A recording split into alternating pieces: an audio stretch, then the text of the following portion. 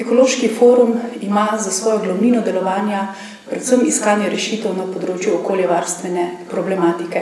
Slovenija je članica Evropske unije in veseli smo, da smo v družbi tistih, ki so jim okoljski standardi najvišje. Vendar pa žal ugotavljamo, da ko pregledujemo delo naše vlade v Sloveniji, ugotavljamo, da se soočamo z številnimi nerešenimi zadevami in zadevami, ki so bile izpostavljene, pa nikoli pravilno dokončane.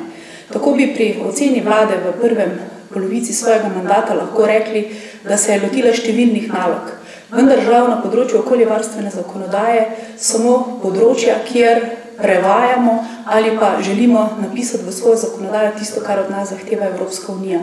Dokumenti niso bili nepripravljeni in potem tudi neizvajani tako, da bi lahko omogočali implementacijo te zakonodaje. Manjkajo akcijski načrti in manjkajo določila o tem, kdo je odgovoren za določene obveznosti.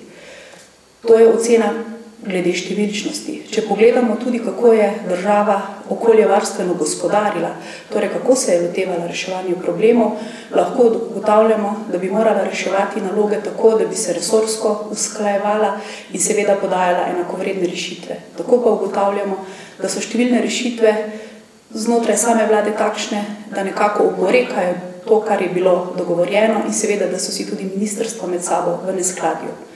Vendar naloga našega ekološkega foruma ni v tem, da bi izpostavil številne probleme na okoljevarstvenem področju, ker jih je preveč. Naša naloga je, oziroma želja, da izpostavimo tiste primere dobre prakse in tiste rešitve, ki bi lahko popeljale našo Slovenijo na poti trajnostnega razvoja.